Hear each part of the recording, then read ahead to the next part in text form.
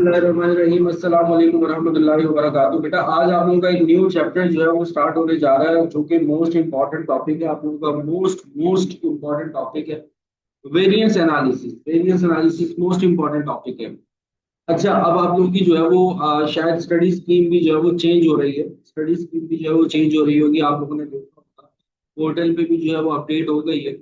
FCA में जो आप लोगों का जो टॉपिक था उसको, ये जो सब्जेक्ट था इसको वो ओएल के अंदर लेके चले गए। ठीक है। एफसीएमए का जो टॉपिक था इसको वो ओएल के अंदर यानी कि ऑपरेशनल लेवल के अंदर लेकर चले गए। बहरहाल अभी क्या स्ट्रेटेजी है वो स्ट्रेटेजी खुलकर नहीं आई है। उस जो न्यू अपडेटेशन हुई है, इसकी जस्टिफिकेशन भी आ जाएगी बहुत जल्द, एक से दो दिनों के अंदर। तो परेशान होने वाली बात नहीं है।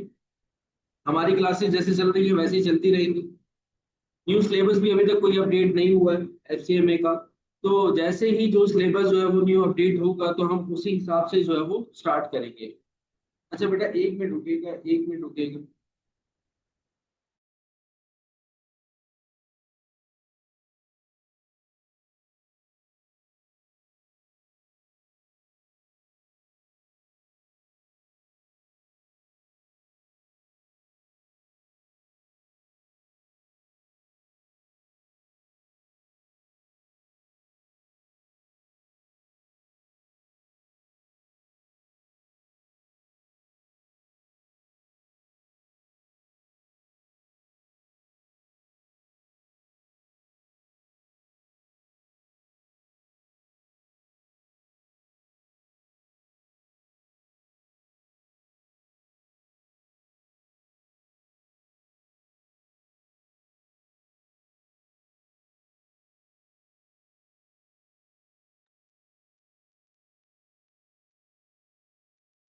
तो वेरिएंस एनालिसिस बेटा ये चैप्टर मोस्ट इंपॉर्टेंट टॉपिक है आप लोग का। इसमें से एमसीक्यूज भी आ रही होती हैं और इससे डिस्क्रिप्टिव भी बनता है। दोनों चीजें बनती हैं इसमें से, एमसीक्यूज भी बनती हैं और साथ साथ जो है वो आपका डिस्क्रिप्टिव भी बनता है। दोनों चीजें बनती हैं। ठीक है। वेरिएंस एनालिसिस इस चैप्टर से।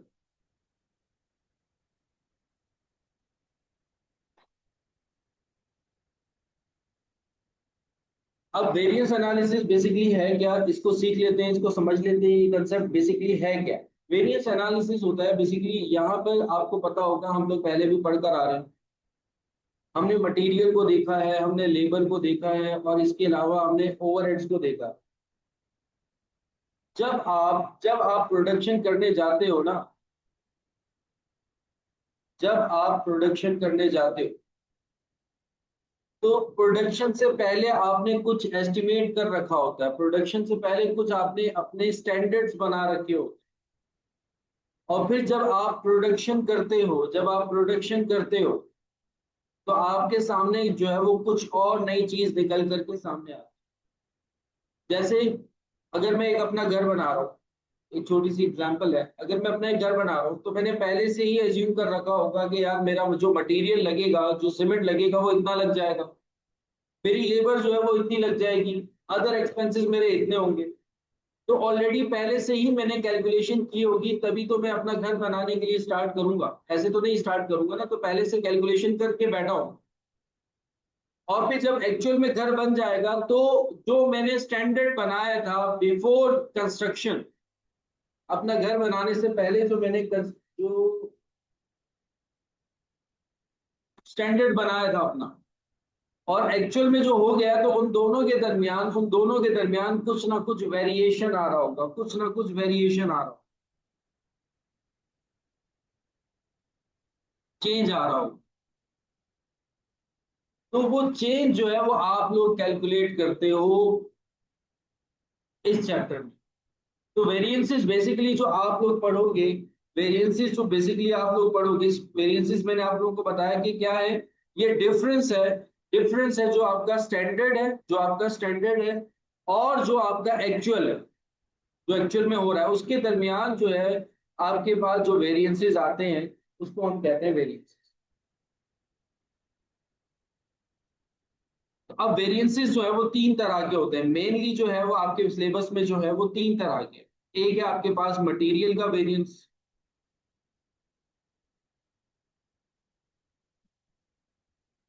अगर हम वेरिएंस को समझें तो आपके पास सिलेबस में तीन तरह के वेरिएंस है।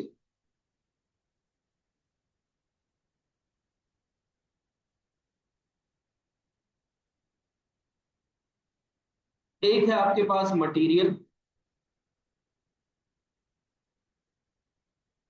और एक है आपके पास लेबर, और एक है आपके पास फैक्ट्री ओवरहेड यानी कि FOH। ये तीन तरह के वेरिएंसेस जो हैं आप लोग अपने सिलेबस के अंदर पढ़ोगे। इसके अलावा सेल्स के वेरिएंसेस भी होते हैं लेकिन वो आपके सिलेबस का पार्ट नहीं है। आपके सिलेबस में ये तीन तरह के वेरिएंसेस है, मटेरियल का वेरिएंस, लेबर का वेरिएंस और FOH का वेरिएंस। सबसे ज्यादा जो आने वाले हैं वो मटेरियल और लेबर के वेरिएंसेस बहुत ज्यादा आते हैं। मटेरियल और लेबर के वेरिएंसेस ना बहुत ज्यादा आते हैं। FOH के वेरिएंसेस भी आ जाते हैं। हमने तो सारा पढ़ना पारा, मटेरियल भी पढ़ेंगे, लेबर भी पढ़ेंगे और FOH। तो जैसा कि मैंने आपको बताया कि बेटा आपके सिलेबस में तीन तरह के वेरिएंसेस शामिल हैं। नंबर वन पे है मटेरियल, नंबर टू पे है लेबर, और नंबर थ्री पे है FOH यानी कि फैक्ट्री ओवरहेड या ओवरहेड्स आप कह सकते हो। तो वेरिएंसेस हमारे पास जो है यहाँ पर तीन तरह के। अच्छा, अब मटेरियल जो है वो आगे फर्दर, मटेरियल जो है आगे फर्दर और वेरिएंसेस के अंदर डिवाइड है। मटेरियल भी, लेबर भी और FOH भी। यानी कि जब मैं मटेरियल का वेरिएंस निकालूंगा तो मटेरियल के प्राइस के अंदर वेरिएंस आ सकता है और मटेरियल के यूजेज के अंदर इस वेरिएंस आ सकता है। जैसे कि मैं सोच के निकला था कि जो एक सीमेंट की बोरी है वो मुझे 1500 रुपए की मिल जाएगी, लेकिन जब मैं मार्केट में एक्चुअल में खरीद रहा हूं तो अब वो मैं 1600 रुपए की खरीद रहा हूँ, 1600 रुपीज की खरीद रहा हूँ या 1400 रुपीज की खरीद रहा हूँ। तो मटेरियल के प्राइस में भी वेरिएंस आ सकता है, मटेरियल के यूजेज में भी वेरिएंस आ सकता है। जैसे कि लेट सपोज अगर मैं घर बनवा रहा हूँ, घर बनवाते वक्त मैंने ये देखा कि मेरी सीमेंट की जो बोरियां जो इस्तेमाल होंगी वो तकरीबन ऑलमोस्ट जो है वो 300 की जो है वो 300 बोरियां जो है वो इस्तेमाल हो जाएंगी, यूनिट्स मेरे सीमेंट के इस्तेमाल होंगे। लेकिन जब एक्चुअल में प्रोडक्शन हो गई तो मेरे सामने ये आ रहा है कि 300 की जगह 350 यूनिट्स जो है वो मेरे यूज हुए, या 250 यूनिट्स जो है वो मेरे यूज हुए। तो मटेरियल के प्राइस के अंदर भी वेरिएंस आ सकता है और मटेरियल के यूजेज के अंदर भी वेरिएंस आ सकता है। मटेरियल के प्राइस के अंदर भी वेरिएंस आ सकता है, मटेरियल के यूजेज के अंदर भी वेरिएंस आ सकता है। देखो, अगर तो मटेरियल के प्राइस के अंदर वेरिएंस आया, अगर तो मटेरियल के प्राइस के अंदर वेरिएंस आया तो मैं भाग कर जाकर परचेज मैनेजर का गिरबान पकड़ूंगा कि भाई तुमने परचेजिंग कैसी की है। अगर तो मटेरियल के प्राइस में वेरिएंस आया और नेगेटिव वेरिएंस आया, ये अलग अलग निकालने का मकसद क्या है? देखो, मैंने आपको बताया कि मटेरियल के अंदर आप दो तरह के वेरिएंसेस पढ़ोगे, material price variance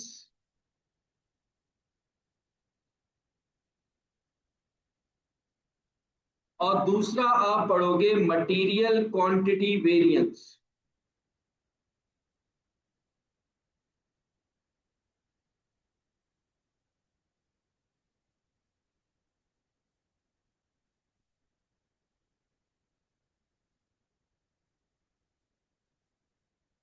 material price variance और मटेरियल क्वांटिटी वेरिएंस, यानी कि प्राइस में जब डिफरेंस आएगा तो ऑब्वियस सी बात है खरीदने वाले को पकड़ा जाएगा जो मेरी तरफ से माल को खरीद रहा है, यानी कि परचेज मैनेजर के भाई तुम किस तरह का मटेरियल खरीद रहे हो जो हैवी कॉस्ट में खरीद रहे हो, हमारा स्टैंडर्ड ये था, एक्चुअल में तुमने इतने में बाइंग की है।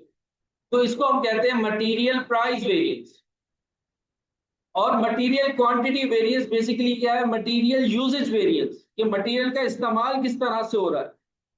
अगर तो लेट सपोज अगर तो ऐसा होता है कि इस्तेमाल ज्यादा हो जाता है या कम हो जाता है तो यहां पर जो मैं पकड़ूंगा वो किसको पकड़ूंगा? प्रोडक्शन मैनेजर को पकड़ूंगा, क्योंकि वो प्रोडक्शन कर रहा है। मैं उसको बोलूंगा भाई तुम किस तरह का यूजेज कर रहे हो, कि जो मैंने स्टैंडर्ड बनाया था ये इसको तो मीट नहीं कर पा रहा, ओवर यूजेज हो रहा है।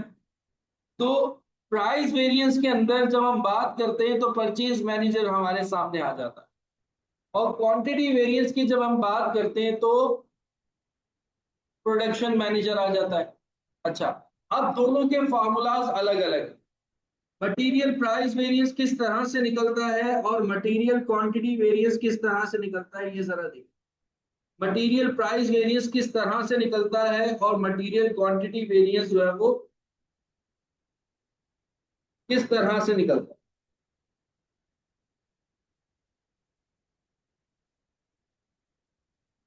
पहले हम बात करते हैं material price variance.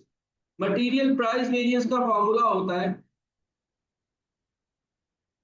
Actual price minus standard price, actual price per unit. अच्छा, ये बात याद रखिएगा, एक्चुअल प्राइस पर यूनिट होता है, actual price per unit minus standard price per unit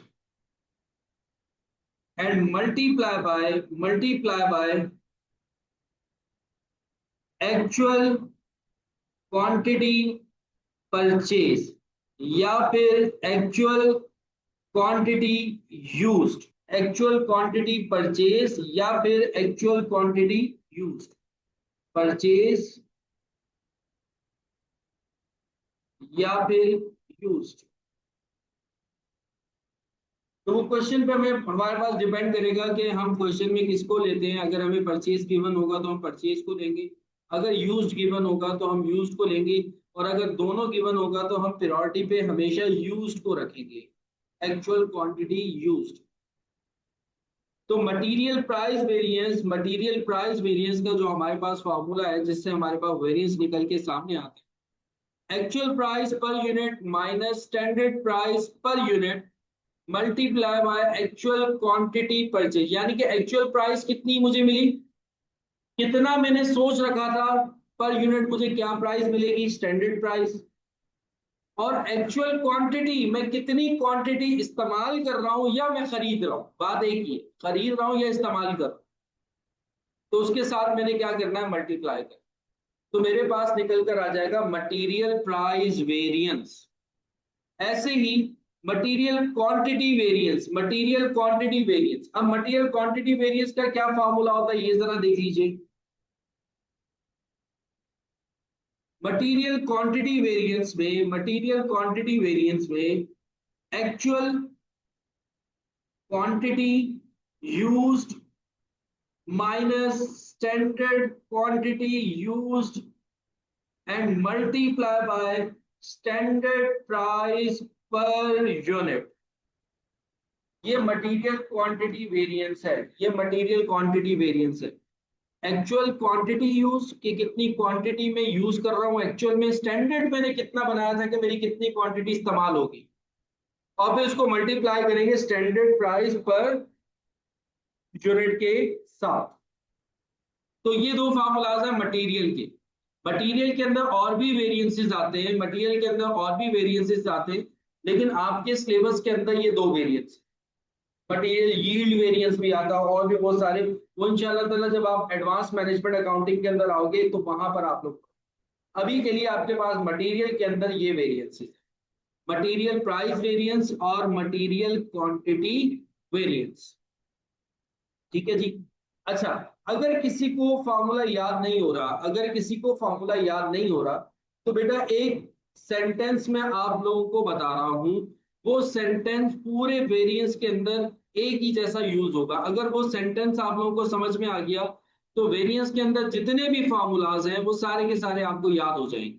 ठीक है, अब वो क्या है, जैसे कि मटेरियल प्राइस वेरिएंस में मैं डिफरेंस ले रहा हूं किसका, प्राइस का। मटेरियल प्राइस वेरिएंस में मैं डिफरेंस ले रहा हूं किसका, प्राइस का।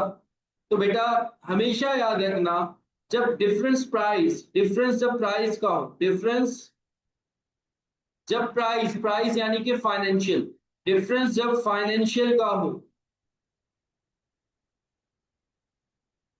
डिफरेंस जब फाइनेंशियल का हो तो बाहर आता है एक्चुअल क्वांटिटी। क्वांटिटी क्या होती है, नॉन फाइनेंशियल होती है।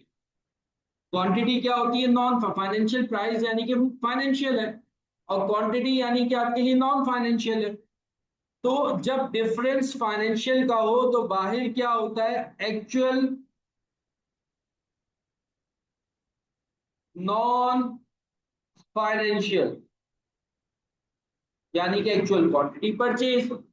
और जब डिफरेंस नॉन फाइनेंशियल का हो, जैसे कि मटेरियल क्वांटिटी वेरिएंस है, जैसे कि मटेरियल क्वांटिटी वेरिएंस है, actual quantity use minus standard quantity use, quantity की बात हो रही है अंदर, यानी कि जो डिफरेंस हो रहा है माइनस ले रहे हो, वो किस में ले रहे हो? नॉन फाइनेंशियल में। तो जब डिफरेंस नॉन फाइनेंशियल का होगा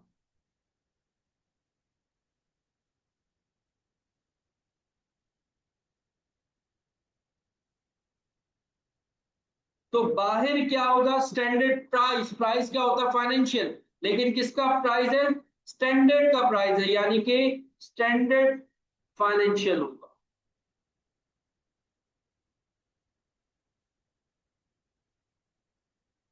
बस ये दो सेंटेंस याद रखना। अब वो मटेरियल के अंदर हो, लेबर के अंदर हो, या एफओएच के अंदर हो, हर जगह यही दो सेंटेंस यूज होंगे। पूरा चैप्टर इसी तरह इसी दो सेंटेंस से इंशाल्लाह ताला कंप्लीट हो जाएगा। जब डिफरेंस जो है जब डिफरेंस जो है फाइनेंशियल का हो, जब डिफरेंस जो है फाइनेंशियल का हो, तो बाहर क्या होता है? नॉन फाइनेंशियल, लेकिन किसमें? एक्चुअल में। और जब डिफरेंस जो है वो नॉन फाइनेंशियल का हो, तो बाहर क्या होता है? फाइनेंशियल, लेकिन किसमें? एक्चुअल में। बात समझ में आ गई है?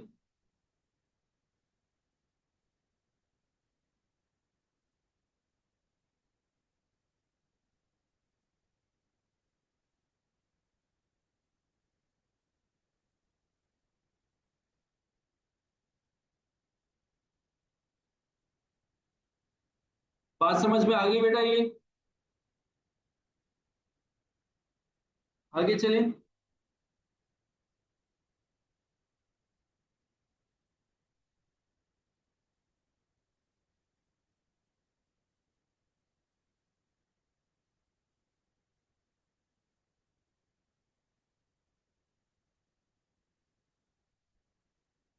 अच्छा जी, अब आगे चलते हैं। नेक्स्ट है हमारे पास लेबर का वेरिएंस।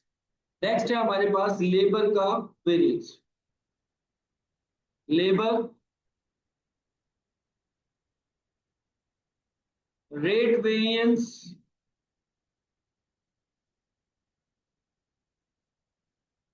और लेबर एफिशिएंसी वेरिएंस।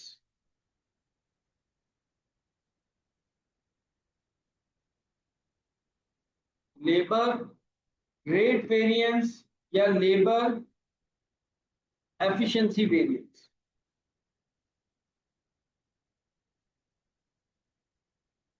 ये दो आपके पास आ जाते हैं लेबर के अंदर वेरिएंसेस। लेबर के अंदर वेरिएंसेस तो और भी हैं, लेकिन आपके सिलेबस के अंदर ये दो वेरिएंसेस हैं, लेबर रेट वेरिएंस और लेबर एफिशिएंसी वेरिएंस। अब लेबर रेट वेरिएंस क्या होता है और लेबर एफिशिएंसी वेरिएंस क्या होता है? जैसे कि वहां मटेरियल के अंदर प्राइस होता है, यहाँ लेबर के अंदर रेट होता है। वो आपसे लेबर जो है वो आवरली बेसिस पे चार्ज कर रही होती है, पर आवर उसका कोई रेट होता है, या पर डे उसका कोई रेट होता है। तो लेबर जो है वो आपसे जो चार्ज कर रही होती है, तो लेबर का एक रेट होता है, लेबर रेट वेरिएंस। तो रेट जो हमने सोचा था कि हमें एक मजदूर या हमें लेबर जो है पर आवर जो है वो सपोज करो 100 रुपीज के हिसाब से मिलेगी, और जब हमने प्रोडक्शन स्टार्ट की तो अब हमें लेबर जो मिल रही है वो 110 रुपए के पर आवर के हिसाब से मिल रही है। इसका मतलब क्या हुआ? लेबर के रेट के अंदर वेरिएंस आ रहा है, लेबर के रेट के अंदर वेरिएंस आ रहा है। तो यहां पर भी बेटा, अब देखो रेट है ना, तो डिफरेंस किसका होगा? रेट का होगा, यानी कि actual rate per hour. Normally जो लेबर का रेट होता है वो आवरली बेसिस पे होता है, तो actual rate per hour minus standard rate per hour. जो हमारे पास एक्चुअल में हुआ, जो रेट मिला हमसे, जो लेबर चार्ज कर रही है जो रेट, उसको हम कहेंगे एक्चुअल रेट। और जो रेट हमसे जो रेट हमसे हमने जो सोचा था शुरू में, वो स्टैंडर्ड रेट होगा। मल्टीप्लाई करोगे इसको आप actual hours allowed, actual hours allowed. ठीक है, तो अब यहां पर भी देखो बेटा क्या है कि डिफरेंस रेट का आ रहा है, यानी कि डिफरेंस किसका आ रहा है, फाइनेंशियल का।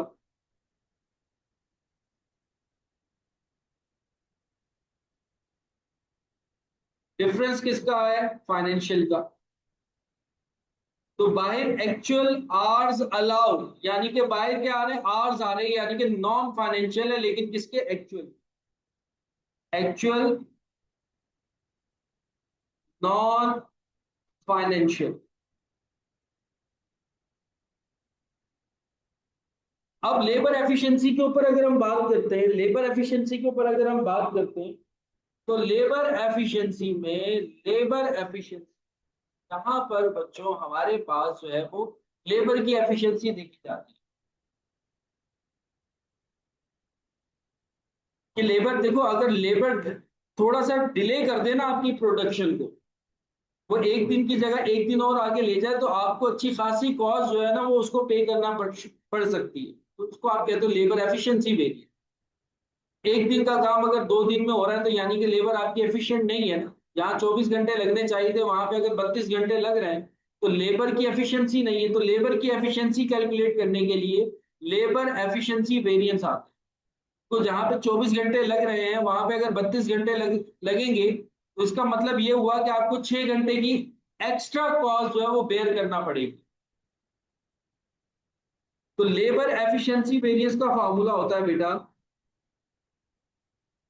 Actual hours allowed minus standard hours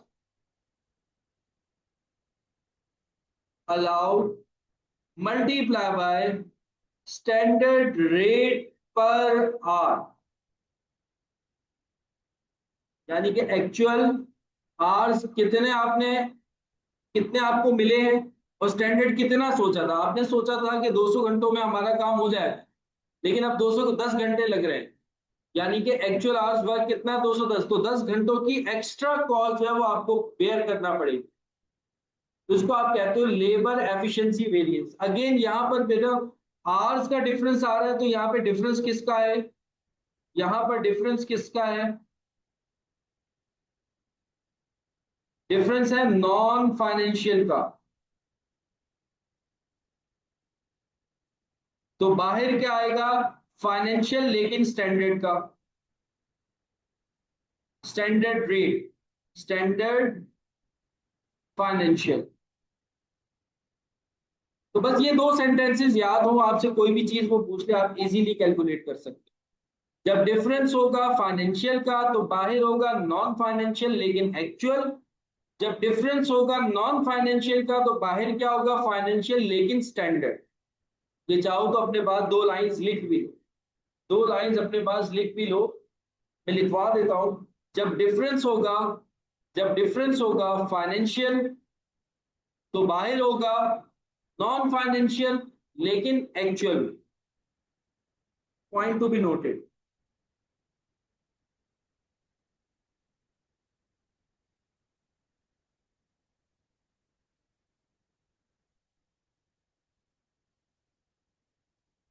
जब डिफरेंस होगा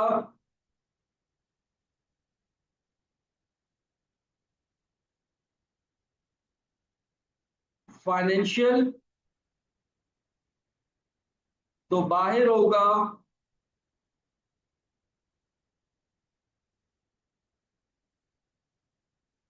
नॉन फाइनेंशियल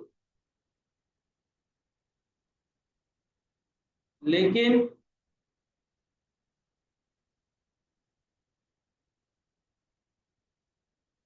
एक्चुअल में। और जब डिफरेंस होगा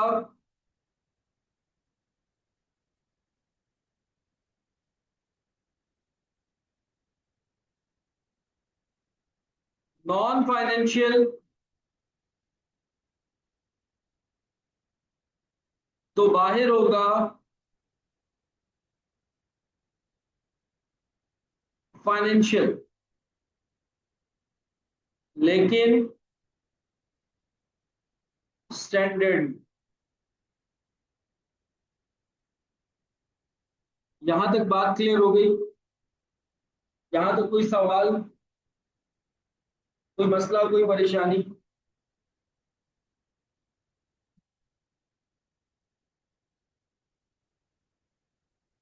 अच्छा, अब आ जाओ, एक क्वेश्चन है, इसको सॉल्व करने की कोशिश करते हैं।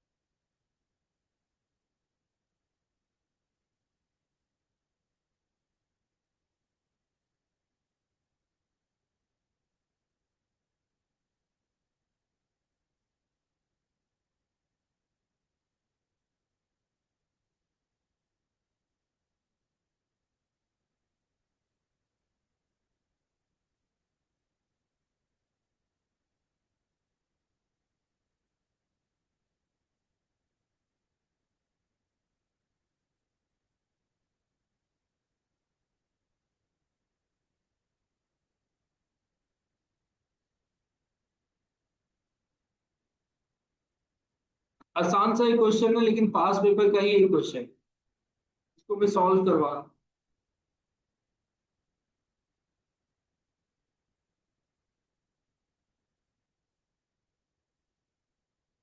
The diamond company has budgeted normal monthly capacity of 10,000 hours with a standard production of 8,000 units.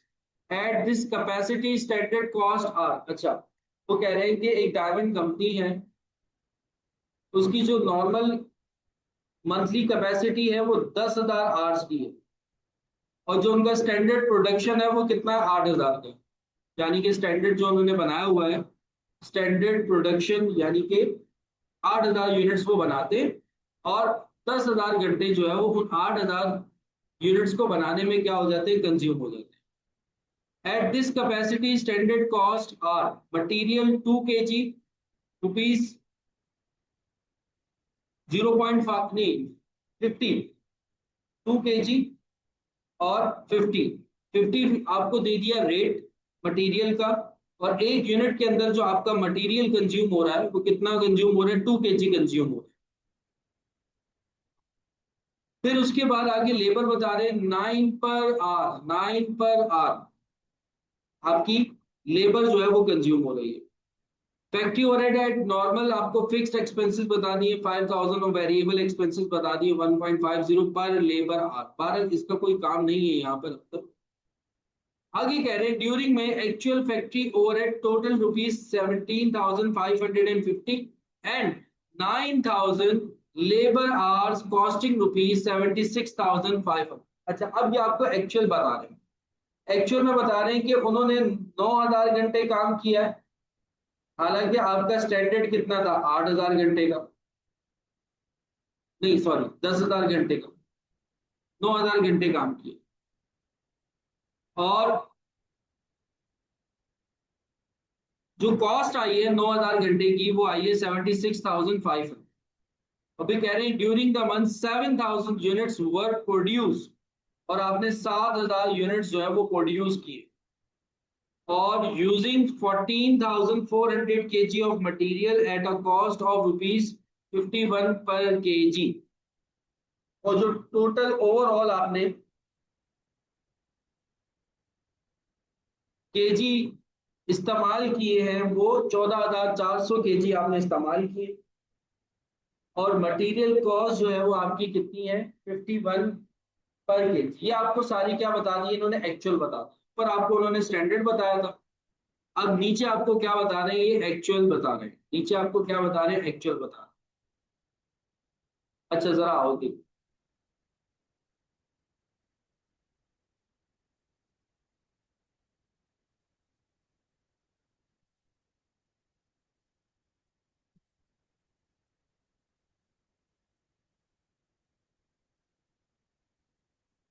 Question समझ में आई? अब उसके बाद नीचे आपसे पूछ रहे हैं मटेरियल प्राइस वेरिएंस बताओ, मटेरियल क्वांटिटी वेरिएंस बताओ, लेबर रेट वेरिएंस बताओ और लेबर एफिशिएंसी वेरिएंस बताओ।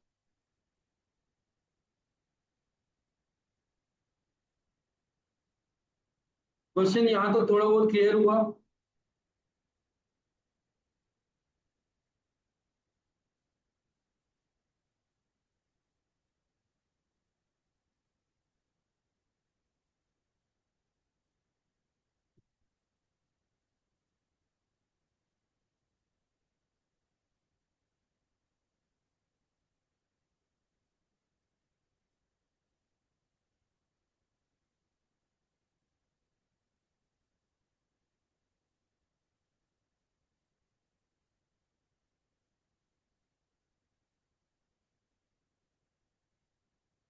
यहाँ तो कोई सवाल हो बेटा?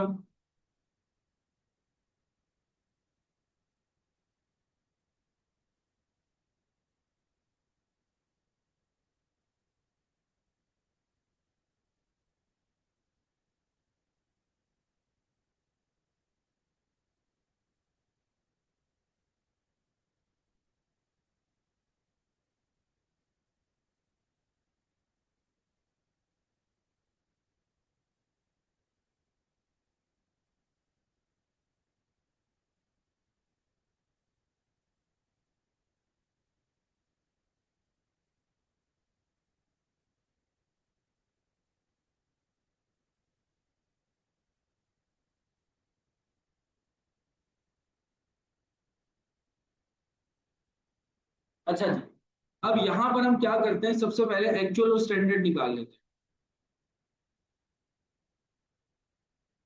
हैं। एक्चुअल और स्टैंडर्ड। पहले हम बात करेंगे किसके ऊपर, मटेरियल पे।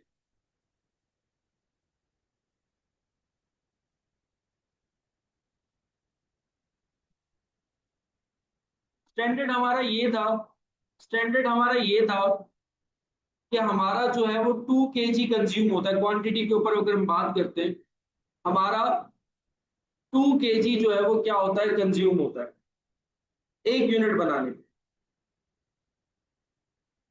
लेकिन अभी यहाँ पर हम जो प्रोडक्शन कर रहे हैं वो 7,000 यूनिट्स की कर रहे हैं।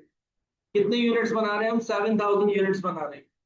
तो अगर हम स्टैंडर्ड क्वांटिटी की बात करें, स्टैंडर्ड क्वांटिटी की बात करें, तो सर 8,000 यूनिट्स तो नहीं बना रहे ना, हम तो 7,000 यूनिट्स बना रहे हैं।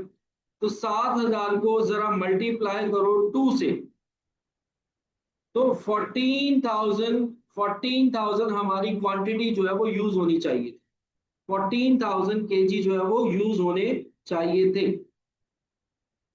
लेकिन अगर स्टैंडर्ड बताएं तो स्टैंडर्ड वो आपको ये कह रहा है कि 14,400 kg आपने यूज किया है, ये आपको, सॉरी ये, अच्छा मैंने उल्टा लिख दिया एक। स्टैंडर्ड क्वांटिटी थी कि सर हमारे 2 kg एक यूनिट में कंज्यूम होते हैं, और हमने टोटल कितने बनाए, 7,000। तो मल्टीप्लाई करेंगे तो सर स्टैंडर्ड क्वांटिटी जो है वो हमारी कितनी है, 14,000।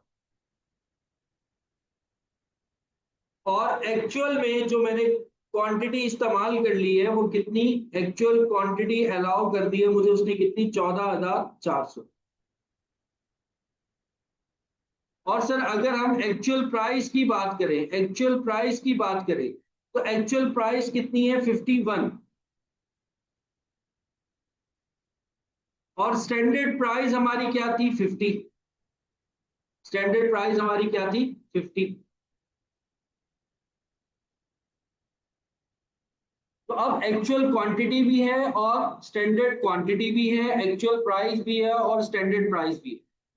तो मैं मटेरियल प्राइस वेरिएंस और मटेरियल क्वांटिटी वेरिएंस दोनों निकाल सकता हूं, मटेरियल प्राइस वेरिएंस भी निकाल सकता हूं और मटेरियल क्वांटिटी वेरिएंस भी निकाल सकता हूं।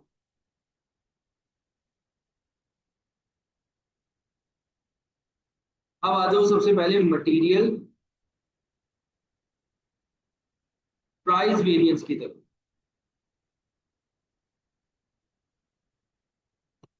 मटीरियल प्राइस वेरिएंस में सबसे पहले आएगा आपके पास actual price minus standard price multiply bye.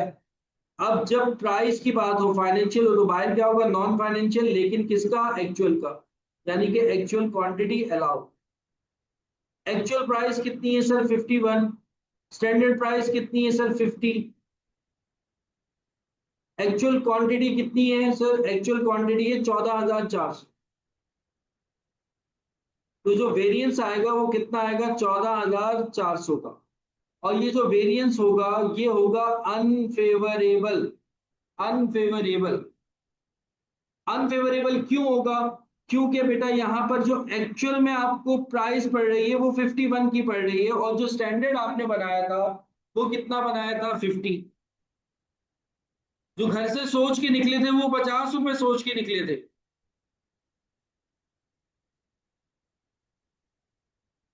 और बाहर आके जब मार्केट में रेट खुला आपके सामने तो वो 51 खुला, तो यानी कि अब जो वेरिएंस आ रहा है वो क्या आ रहा है, अनफेवरेबल आ रहा है। अब जो वेरिएंस आ रहा है वो क्या आ रहा है, अनफेवरेबल। हमेशा याद रखना, जब भी एक्चुअल ज्यादा होगा स्टैंडर्ड कम होगा, तो जो डिफरेंस होगा वो अनफेवरेबल होगा, भले वो क्वांटिटी की बात करें या वो प्राइस की बात करें। अच्छा, अब ऐसे जैसे कि आप आओ मटेरियल क्वांटिटी वेरिएंस।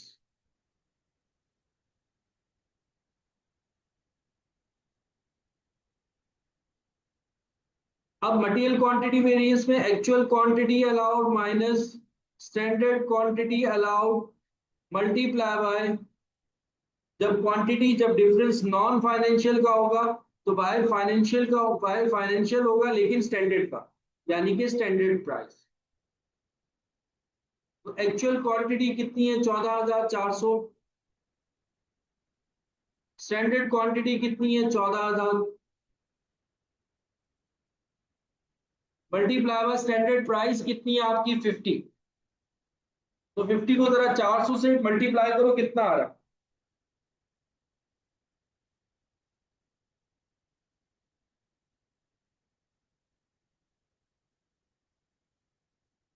कितना आ रहा है बेटा, जरा बताना मुझे। 20,000। तो ये 20,000 ये भी क्या होगा, 20,000 ये भी क्या होगा, अनफेवरेबल, क्योंकि यहां पर भी आपका क्या है, एक्चुअल ज्यादा है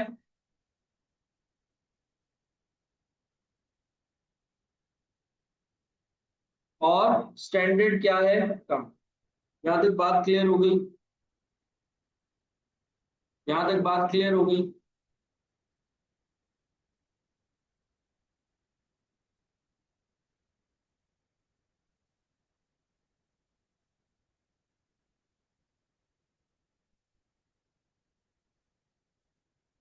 अच्छा, अब आ जाओ आप लेबर पे।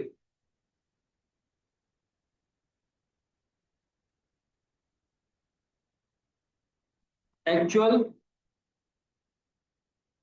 और स्टैंडर्ड।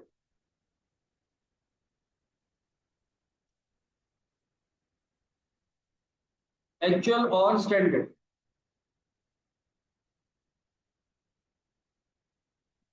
और बात हो रही है किसकी, लेबर की।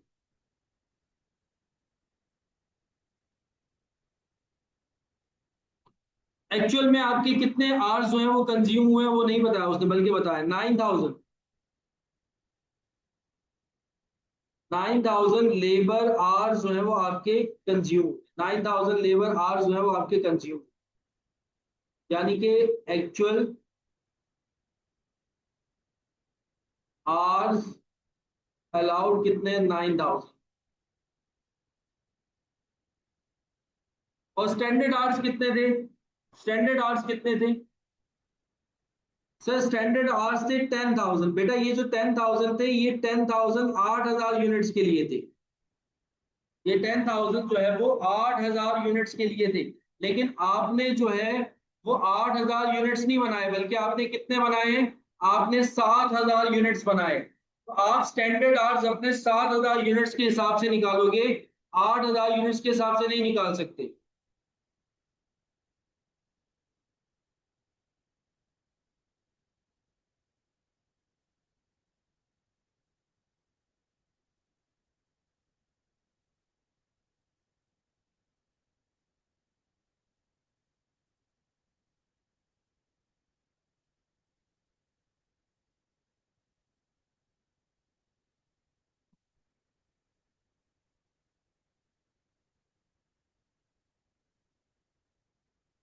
तो अब मैं क्या करूंगा, स्टैंडर्ड निकालूंगा। Standard hours allowed. सर मेरे पास 10,000 घंटे थे, लेकिन ये 10,000 घंटे 8,000 यूनिट्स के लिए थे। ये 10,000 घंटे 8,000 यूनिट्स के लिए थे, तो मैं डिवाइड करूंगा तो पर यूनिट आर आ जाएंगे। फिर उसको मैं मल्टीप्लाई कर दूंगा जितने यूनिट्स मैंने प्रोड्यूस किए, यानी कि 7,000। बताओ कितना आ रहा है?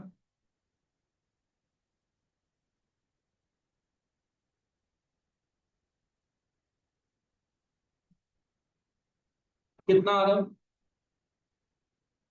8,750। 8,750, ये आपके आर्स आ रहे हैं। स्टैंडर्ड के आपके आर्स ये हैं। यानी कि स्टैंडर्ड आपका ये कहता है कि अगर आप 7,000 यूनिट्स बनाते हो तो आपके कितने घंटे कंज्यूम होंगे? 8,750। और एक्चुअल आपको ये कह रहा है कि आपके 9,000 घंटे कंज्यूम। और अगर हम रेट की बात करें, एक्चुअल रेट बात करें, तो सर एक्चुअल जो टोटल कॉस्ट आई है वो कितनी आई है? 76,500 टोटल कॉस्ट है, और 9,000 घंटों की कॉस्ट है ये। तो पर आर 76,500 डिवाइडेड बाय 9,000 आवर्स, तो पर आवर रेट आ जाएगा आपके पास कितना आ रहा है?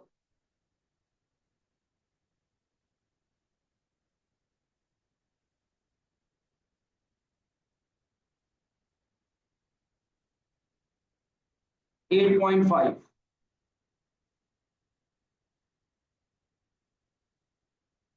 और जो स्टैंडर्ड रेट था पर आवर, वो आपको उन्होंने दिया हुआ था 9 rupees per hour. 9 rupees per hour.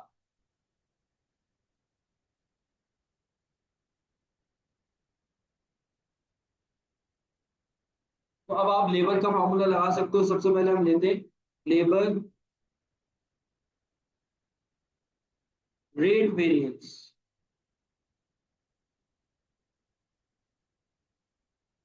Labour rate variance के अंदर क्या होगा?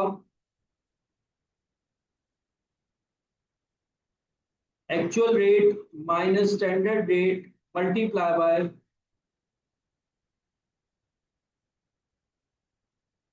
Actual hours allowed. यानी कि डिफरेंस फाइनेंशियल का है तो बाय नॉन फाइनेंशियल है, लेकिन किसका? एक्चुअल का। एक्चुअल रेट कितना है? 8.5 per hour, minus standard rate कितना है per hour? 9, multiply by actual hours कितने हैं?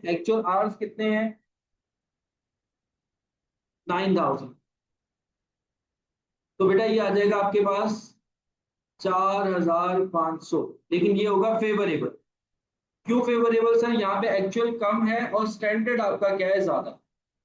आपने सोचा था 9 रुपीज पर आवर आपको मिलेगा, लेकिन मार्केट सस्ती थी, 8.5 रुपीज पर आवर आपको मिला। तो एक्चुअल जब भी कम होगा वो फेवरेबल, और जब एक्चुअल ज्यादा होगा तो वो अनफेवरेबल होगा। तो ये हमारे पास क्या था? लेबर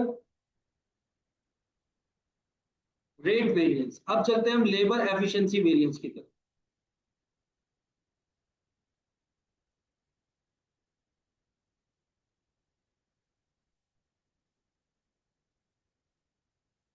लेबर एफिशिएंसी में आपके पास जो फॉर्मूला होता है वो होता है actual hours allowed minus standard hours allowed multiply by standard rate per hour. तो एक्चुअल आवर्स अलाउड कितने हैं? 9,000। स्टैंडर्ड आवर्स कितने, 8,750 मल्टीप्लाई बाय स्टैंडर्ड रेट कितना है, 9 रुपीज पर आवर। ये 250 का डिफरेंस आ रहा है, 250 को जरा 9 से मल्टीप्लाई करें, 250 मल्टीप्लाई बाय 9 करें तो 2,250 आ रहा है। और ये क्या होगा आपके पास, अनफेवरेबल, क्योंकि यहाँ पर आपका क्या है, एक्चुअल ज्यादा है और स्टैंडर्ड क्या है, कम। ये बात क्लियर हो गई आप लोगों को।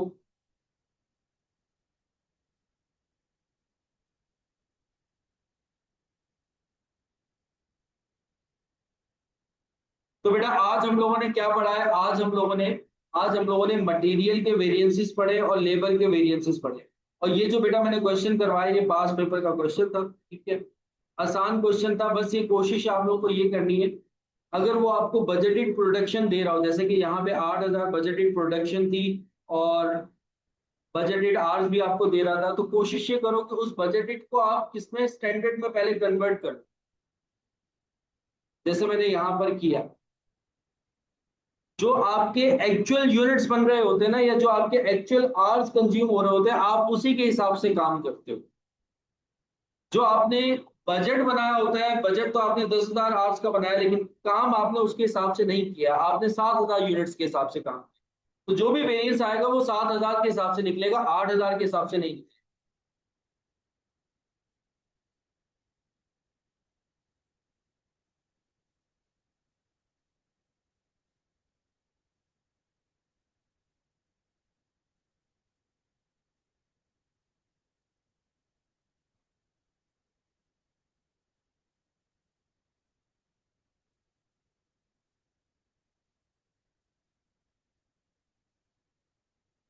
कह रहे हैं यहाँ तक बेटा बात सबको,